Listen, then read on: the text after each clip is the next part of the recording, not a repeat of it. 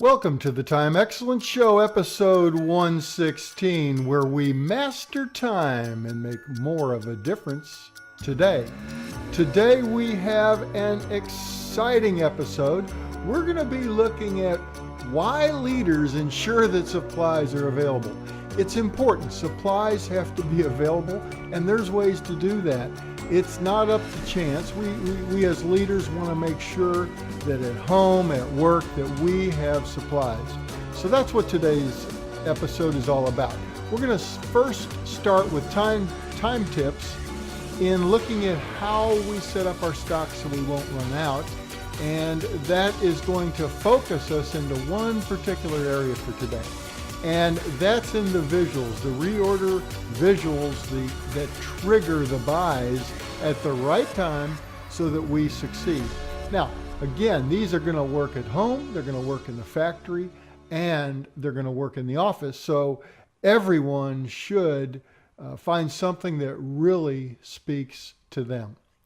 Well, let's start off with setting up our stock or our inventory or our supplies, whatever word you like.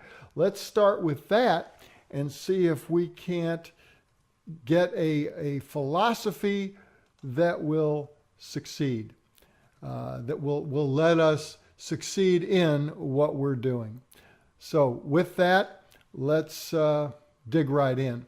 You recall in episode Time Excellence Show 113 that we looked at Kanban pull and we talked about it in some detail.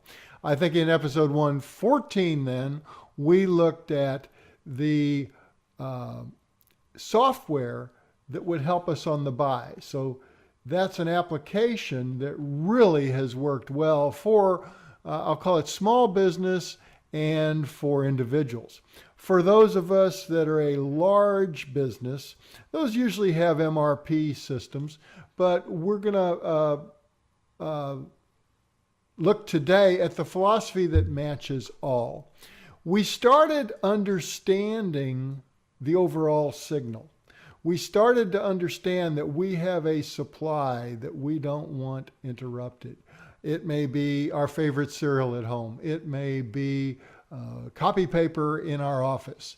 It may be bolts, nuts, fasteners, shafts, supplies, covers, stickers, all those items in a manufacturing environment. So all three of those this will apply to.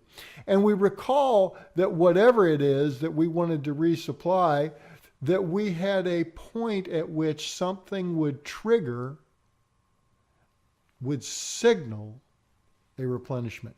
It would say, buy more. And it would then send a signal to add it to a list. That list would say, buy me. And over time, with the lead time, the procurement time, the time to go to the store, we would still have some left. So in our example in episode 113, we looked at some trigger points that would allow us to calculate that, estimate that, and have some. That list would then be bought. The materials would be put into the virtual shopping cart and brought back to the point of supply, hopefully and ideally before we run out. Now, that is based on what's called pull. Notice what happened. The signal was based on the product being used, the cereal going down, the bolts being used up. And it hit a predetermined point at which action happened. And that's called a pull. So remember that word. That's something that you're really going to want to remember, because that's the philosophy that we want to apply in our offices, in our factories, and at home.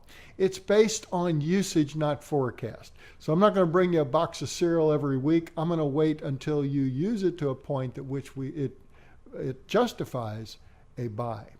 Today, we are going to focus on various examples of the signal. There are different ways to succeed on that signal, different reasons to use a variety of visual signals that say, buy me. And we're going to go through some examples, and that's going to allow you to kind of compare your situation and see which one might fit your examples the best. So something that we really want to understand, because there are options and we've got a lot of examples today. We will be back in just a moment.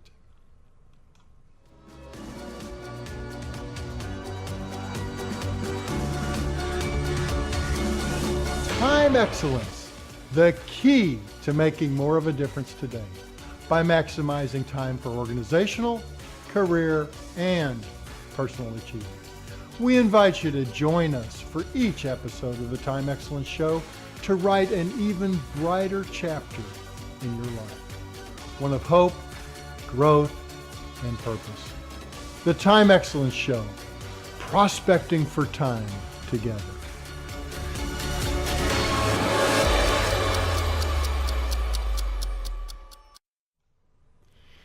And welcome back to session 2, where we're going to look at examples that really work. Visual reorder point examples that we can use, and once we understand the various options, we can then apply them and get better at what? We want to be leaders that make sure that we don't run out of those critical items that we need to succeed. The first example is a 2-bin example, or 2 containers. And we'll start here because it's fairly simple, but it's foundational. Imagine that we want to trigger our chicken noodle soup that we use at home. And we've got 2 boxes or cans, however your chicken noodle soup. Maybe you make it from scratch. That would be a different problem. You'd have to Kanban your chickens. But in this case, we're going to have it pre-made for us. And we are going to have 1 box and a second box. And they're put in front of each other. And I'm going to label each one, put a 1 on it. And that 1's going to mean when 1 is used, put it on our shopping list. Because we go twice a week, so if we eat this chicken noodle soup twice a week, then we'll be in pretty much step with it. So if we use the 1 and are left with only 1 box, that says order more. And so the signal here was the box disappeared. It goes on, we use it, and it goes on our list. And the number 1 signifies when 1 is used, put it on the list. That's 2 bins or containers. When that new one comes in, it will sit right behind the one that we have, if it's still there, and it will be on the shelf for our next usage. So that's how you can see, we know that the box is gone, it goes on the list, and it replenishes automatically. And we don't have to have a whole lot on there. We don't have to wait till we're out to order. That's the thing we're trying to avoid. All right, next example is a single container, but in this case, I'm going to use some crackers as an example. And think of a box of crackers. We don't want a lot of crackers in storage because those tend to go stale. So what we're going to think about is a level that we're going to mark that will tell us when to reorder. And that level is one that we've pre-estimated that if we go twice a week, there's still enough crackers in the box. So I would suggest marking a line on the bottom of the box, and that line is the trigger point. When we order it, so let's just imagine our crackers are at a level and we're using them, they're going down and they're going down more and they're going down more. And finally we realize they're getting very close to our trigger point, the line we put on. We say, you know what? I'm going to place it on order. So I take my list and I add it to the list and I put some kind of mark on the box.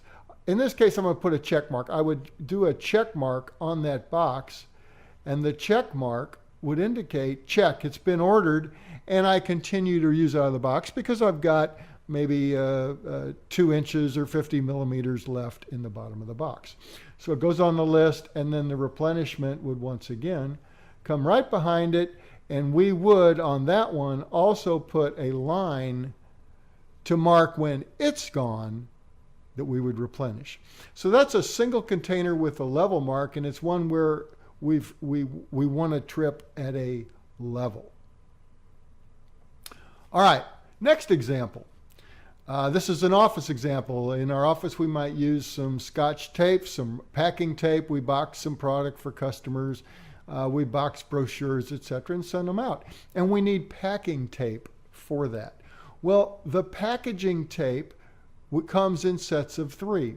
So we believe it makes sense to stack 2 stacks of 3, and as one in front of the other, and as the stack goes down, we will finally hit a trigger point. And in this case, I've used a card as an example. That will say this card is the signal to order more. So under the first set of 3, which decreases until there's 1 left, there is a nice card underneath it. The person that takes that last roll in the first stack to use it will see a signal, a card that says packing tape, 1, set of 3 rolls, order 3 more. We would then take that, put it on the list, and in the interim, take that second stack of 3 and set the card underneath it. That allows those 3, in case we get a rush order, we've got plenty of inventory as the new material comes in, and when it comes in, that stack of 3 will be right behind the first stack, and we continue that flow. And so what we're doing is varying our inventory, and if we get a spike, we've got enough to handle the spike. That works really great in offices and in factories where we're triggering on a point and sending the order based with a card. All right, let's get a little more sophisticated. This is ordering and using a card for a stack of materials. And in this case, we've got cans of sardines, and they come in 6. They come in stacks of 6, but we want to use our sardines and eat them. When we get down to 1 left, we say, we get to the store quite often. I just want to put it on the list, and then I won't run out of my favorite food, sardines. You may not like sardines, but use an example that works for you. This same example would work for copy paper. So imagine the sardine cans are really reams of paper, and we want to signal at a level. So as we eat the sardines, we finally get it down to that 1 can of sardine, and on top of it is our card. And the card says, hey, order the sardines. Order me 6 more cans of sardines. We place the order, and then the order is waiting to come in, and we're looking at 1 can of sardines. So should we want one, we're still not out. The order comes in, we went shopping, we brought it in, and the stack of 6 comes in, and we place above the last can in that stack, we place our card again. And so that card is our signal. So we've still got the single can possibly. We eat that one. When it's gone, we start the stack all the way down. And when we hit the card. And so we've got this replenishment going. We've got that replenishment that's continual. And as we said, it would work the same way for copy paper. So the copy paper is a great example where we would want to use the same technique. So let's look at that. But we're going to look a little bit deeper. We're going to go a little bit closer to reality and say, you know what? I don't have just one copier. I've got multiple copiers. I've got copiers in various places. I've got copier 1, copy 1, I've got copy 2, and I may have a large number of them, but we're going to talk about how would we pull paper to and from our copy 1 machine, copy 2 machine, and that could go on to copy Z machine. Multiple copy machines located all over our offices and possibly in the factory also. And down in our warehouse, we have the main supply of paper. That main supply comes in larger batches. And so we're going to look at how that might work in our example. All right, so each copier we've chosen that we're going to put 5 reams of paper, and we're going to put a signal at the bottom. So just imagine that piece of card signal in between that last ream of paper. And so we've got 5 of them, and we do that at all our copy machines. So the second copy machine may have the same thing, and we put a signal there. And it goes for all the way out to however many number we have. We put our copy machines with 5 reams, and we put a signal at each one when we get down to, let's say, a level of 1. So there's still 1 ream of paper, and the signal goes, it says, hey, bring me from the warehouse those packages. And when we look in the warehouse, we see that the quantities are bigger. In fact, we get a large box that has 10 reams in each larger box. And we order those because it's 6 at a time. So on a pallet comes in 6 of those boxes, and that is what's going to feed all those locations. So as we run out of paper and trip, we go down, down, down, down, and say copy 1 machine needs more, we will take 5 and bring them over to copy 1, giving us 6. So we brought 5 more, there was 1 left, and if it hadn't been used, it's 6. And you can see that we're going to keep, as these copies are pulled, they're used at each machine, this stack in the warehouse is going to get smaller. And that stack needs a signal because eventually the stack will go out. We don't want that. So let's just say that at 2, if 2 big boxes of 10 reams each goes out, we're going to put a signal, and that signal is going to say, get more from our vendor. And so we still have enough to fill all our copy machines. We've got 20 more reams in those last 2 boxes that will come from the vendor. So the vendor brings it back in, we stack them in the warehouse, we always have a signal at 2, and all is well. So that's the same as the sardine example, but what it allows us to do is show exactly how we might set this up in an office environment. And the same thing would be a factory. These could be assembly lines, and it's a component that's needed. That's how you would bring it from a warehouse. Sometimes those are called supermarkets. It's almost like it's an internal supermarket, and then the vendor is a external supermarket. And those are how we get a pull. So it's pulling from the warehouse based on usage, and it's being pulled from the vendor. Pretty good stuff, huh? Well, that's how leaders start thinking when they understand these Kanban principles, these lean principles that work. Another example, 2 bins each where we use a marker. Maybe we've got navy beans and we want to trip those. And when the 2 navy bean cans are used, that's what the 2 means. When 2 of them are gone, we then put it on the shopping list. And those will come in, and then the last 2 cans will have the same number. So every 2 will trip an order. We could do the same thing we did with the card. So the same beans, we may have 4 cans, and we want to trip each 2 times. Underneath the first set of cans, we put our card and says, okay, after these, when 2 are left, put this on order. When that happens, we will put those in on the list and then move the card underneath the back cans.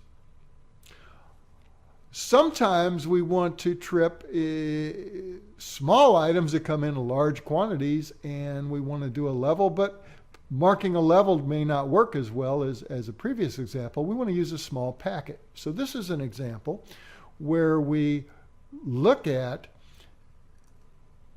in this case, we're going to talk about 1/4-inch flat cut washers, and those come in quantities of 500. So what we want to do is in our garage at home or possibly at work, if this is on a factory line, we put in all of our washers in a bin, but we seal off in a container, just a little baggie. We seal off a quantity that we want to have, and that's our trip point, so that when we get to all these used up in the bin, when those are gone, we will order, and then we'll still have what's in the bag left. So the bag gets put inside the bin, and people know to pull out of the open, easily available washers. Those washers will eventually be gone, and our bag is left. When we open that bag, that's when the trip point happens. When we get into that bag, it says, yes, you can use these, but you better put some more in order because we can get them in, and usually you can get typical fasteners pretty quick. When it comes in, we will then see that from the point we were using what was in the bag, we will see that the new shipment comes in. We dump it all in, except we fill the bag again, put that into the container, and we continue the process.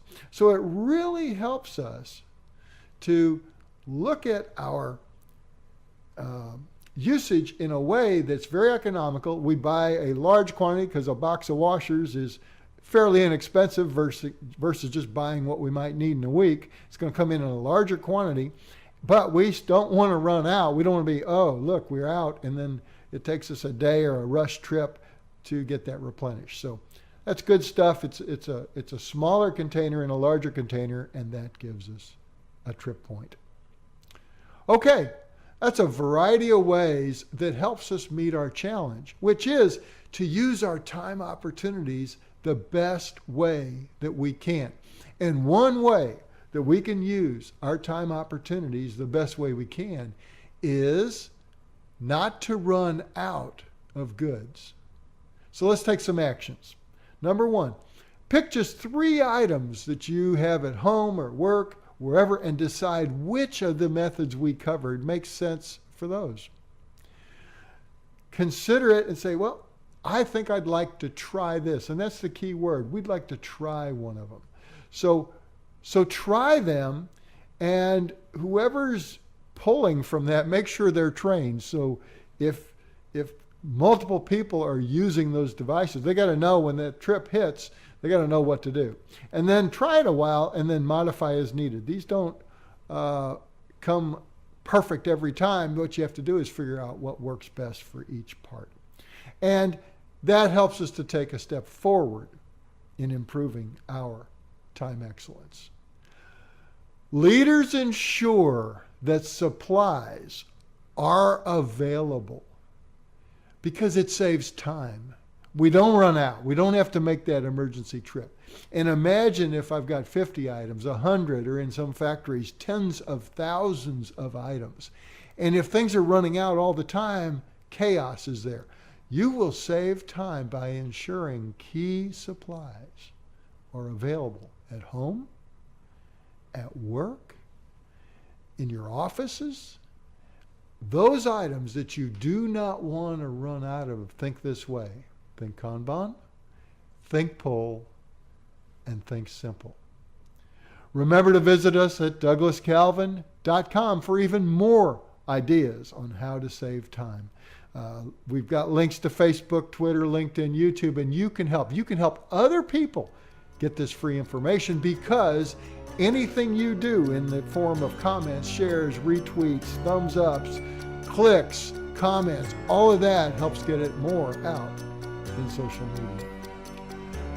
Time excellence mastering time and making more of a difference today. I'm Douglas Calvin. Thanks for watching.